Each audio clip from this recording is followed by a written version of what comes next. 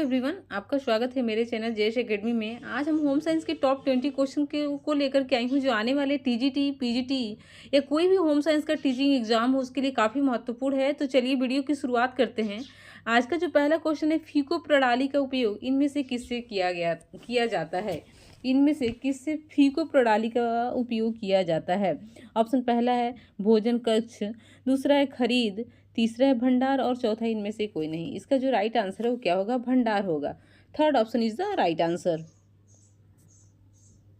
अगला है तांबे की वस्तु को साफ करना चाहिए। जो तांबे की वस्तु होती है, तांबे का बर्तन वगैरह, उसको किससे साफ करना चाहिए? ऑप्शन पहला है सिरका या नींबू द्वारा, दूसरा ऑप्शन है नमक व सोडा से, तीसरा है चूने के द्वारा और चौथा है साबुन तथा पानी के द्वारा। तांबा का जो वस्तु होता है, तांबे के बर्तन, चूने के द्वारा साफ होता है, चूना के द्वारा। Third option is the right answer. अगला क्वेश्चन है, निम्न में से कौन एक मानव संसाधन नहीं है? इनमें से कौन है जो एक मानव संसाधन नहीं है? ऑप्शन पहला है ऊर्जा, दूसरा है समय, तीसरा है धन और चौथा है ज्ञान। मानव संसाधन इसमें धन नहीं है। Third option is the right answer. मानव संसाधन यानी कि जिसे देखा और छुआ नहीं जा सकता है, उसे हम मानव संसाधन कहते हैं। तो धन को हम देख भी सकते हैं, छू भी सकते हैं। तो इसका जो राइट आंसर है धन होगा। Third option is the right answer. अगला है परिसज्जा का उद्देश्य है। परिसज्जा का उद्देश्य किससे है? ऑप्शन पहला है आसानी से धोना, दूसरा है आकर्षक बनाना, तीसरा है आसानी से सुखाना और चौथा है आसानी से मलना। परिसज्जा का जो संबंध है का उद्देश्य है वो क्या है? आकर्षक बनाना। Second option is the right answer. अगला है मनुष्य के शरीर में खून के शुद्धिकरण की प्रक्रिया को क्या कहते हैं? मनुष्य के जो शरीर में ब्लड होता है उसको शुद्ध करने की प्रक्रिया को हम क्या कहते हैं? ऑप्शन पहला है हीमोलेसिस, दूसरा है डायलिसिस, तीसरा है ओस्मोसिस और चौथा है पैरालिसिस। मनुष्य के शरीर में खून के शुद्धिकरण की जो प्रक्रिया है उसे हम डायलिसिस कहते हैं। Second option is the right answer. अगला क्वेश्चन है, भोजन में प्रोटीन और कैलोरी की गंभीर कमी के कारण होती है। भोजन में अगर प्रोटीन की कमी होती है तो क्वासियोरकर होता है, और प्रोटीन प्लस कैलोरी की गंभीर कमी हो जाए तो मैरास्मस रोग होता है। Third option is the right answer.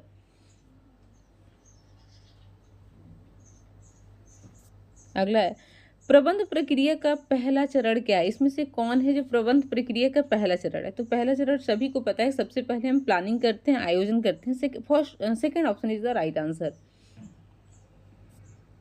अगला है निकिल एवं डार्सी ने प्रबंध प्रक्रिया के कितने चरण बताए हैं? निकिल और डार्सी के द्वारा प्रबंध प्रक्रिया के कितने चरण बताए हैं इन्होंने? ऑप्शन पहला है 3, दूसरा ऑप्शन है 4, तीसरा है 5 और चौथा है 7। निकिल एवं डार्सी ने प्रबंध प्रक्रिया के जो चरण बताए हैं वो 3 बताए हैं। पहला आयोजन, दूसरा नियंत्रण, चौथा तीसरा मूल्यांकन। Third option is the right answer. Sorry, second option is the right answer. Third होगा 3। अगला है हीमोफीलिया वह बीमारी है। हीमोफीलिया वह बीमारी है। ऑप्शन पहला वंशानुक्रम गुणों के कारण होती है, दूसरा ऑप्शन है प्रदूषित पानी से होती है, तीसरा हड्डियों को कमजोर बनाती है और चौथा है जोड़ों को प्रभावित करती है। हीमोफीलिया जो है वंशानुक्रम गुणों के कारण होता है। First option is the right answer. अगला है कंकाल सिस्टम निम्न में से किस खनिज लवण से बना होता है? जो कंकाल सिस्टम होता है निम्न में से किस खनिज लवण से बना होता है? ऑप्शन पहला है फास्फोरस, दूसरा ऑप्शन है कैल्शियम, तीसरा है कैल्शियम तथा फास्फोरस और चौथा है मैग्नीशियम। कंकाल सिस्टम जो बना होता है कैल्शियम तथा फास्फोरस से बना होता है। Third option is the right answer. अगला क्वेश्चन है पनीर, दूध, मछली का तेल, अंडे का पीला भाग और घी में पाया जाता है। ऑप्शन पहला विटामिन ए, दूसरा ऑप्शन है विटामिन डी, तीसरा ऑप्शन है विटामिन ई और चौथा है लोहा। इसका जो राइट आंसर है वो विटामिन डी होगा। Second option is the right answer. अगला है कार्निल जीरोसिस सूखापन की कमी का एक रोग विशेष चिन्ह है। ऑप्शन पहला है विटामिन ए, दूसरा ऑप्शन है विटामिन डी, तीसरा है विटामिन सी और चौथा है विटामिन बी। कार्निल जीरोसिस सूखापन की कमी का एक जो मुख्य विशेष चिन्ह है वो विटामिन ए है। First option is the right answer. अगला है पीएफए का पूरा नाम क्या है? जो पीएफए है उसका पूरा नाम क्या है? ऑप्शन पहला है prevention of food adulteration act, दूसरा है प्रिवेंशन ऑफ फूड एक्ट, तीसरा है प्रिवेंशन ऑफ फूड एसिड और चौथा इनमें से कोई नहीं। पीएफए का पूरा नाम जो है prevention of food adulteration act है। First option is the right answer. अगला है चौथी अंतर्राष्ट्रीय महिला कॉन्फ्रेंस कहाँ हुई थी? जो चौथी अंतर्राष्ट्रीय महिला कॉन्फ्रेंस है वो कहाँ हुआ था? ऑप्शन पहला है मैक्सिको में, दूसरा है बीजिंग में, तीसरा है नाइजीरिया में और चौथा है इनमें से कोई नहीं। चौथी अंतर्राष्ट्रीय महिला कॉन्फ्रेंस जो हुआ था बीजिंग में हुआ था। Second option is the right answer. अगला क्वेश्चन है, प्रसार शिक्षक का सबसे महत्वपूर्ण गुण क्या होना चाहिए? इसमें से प्रसार शिक्षक जो होते हैं उनके सबसे महत्वपूर्ण गुण इनमें क्या होना चाहिए? ऑप्शन पहला सहानुभूति और स्थानीय, दूसरा है भाषा ज्ञान, तीसरा है महंगे कपड़े और चौथा है कठोर स्वभाव तथा अच्छा वक्ता। प्रसार शिक्षक का जो सबसे महत्वपूर्ण गुण होना चाहिए वो भाषा का ज्ञान होना चाहिए। Second option is the right answer. अगला है, कपड़ों को कीटों से बचाने का उत्तम तरीका क्या है?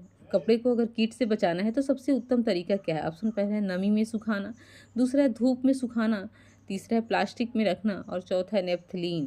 तो इसका जो राइट आंसर है fourth option is the right answer, naphthalene होगा। Fourth option is the right answer. अगला है, भ्रमण विधि का उद्देश्य क्या है? भ्रमण विधि का उद्देश्य क्या है? हम भ्रमण क्यों करते हैं, उसका उद्देश्य क्या है? ऑप्शन पहला है मनोरंजन, दूसरा है वास्तविक स्थिति में देखना, तीसरा है समय बर्बाद करना और चौथा है दूरी बनाना। जो भ्रमण विधि है उसका मेन उद्देश्य यही है कि वास्तविक किसी भी चीज़ को हम वास्तविक रूप से प्रत्यक्ष रूप से उसको देखें। Second option is the right answer. अगला है, प्रदर्शन विधि का मुख्य लाभ क्या है? जो प्रदर्शन विधि है इसका मुख्य लाभ क्या है? ऑप्शन पहला है करके सीखना, दूसरा है कम लागत, तीसरा है कम समय और चौथा है बड़ी संख्या तक पहुंच। प्रदर्शन विधि का जो मुख्य लाभ है वो करके सीखना है। First option is the right answer. अगला है, वस्त्रों को लंबे समय तक सुरक्षित रखने का सही तरीका क्या है? अगर किसी वस्त्र को लंबे समय तक सुरक्षित रखना है तो इसका सही तरीका क्या होगा? ऑप्शन पहला हमेशा धूप में सुखाना, दूसरा है कभी ना धोना, तीसरा है हमेशा ड्राई क्लीन करना और चौथा है प्रकृति अनुसार देखभाल। तो इसका जो राइट आंसर है, वस्त्रों को लंबे समय तक अगर सुरक्षित रखना है तो सबसे अच्छा तरीका जो होता है प्रकृति अनुसार देखभाल होता है। Fourth option is the right answer. अगला तथा लास्ट क्वेश्चन है, घरेलू स्तर पर जल को शुद्ध करने की उपयुक्त विधि है? घरेलू स्तर पर अगर जल को शुद्ध करना है तो सबसे अच्छी विधि कौन सी मानी जाती है? ऑप्शन पहला है उबालना, दूसरा है क्लोनीकरण, तीसरा है दोनों और चौथा है दोनों में से कोई नहीं। घरेलू स्तर पर जल को शुद्ध करने की सबसे उपयुक्त विधि है उबालना, उबालकर। First option is the right answer.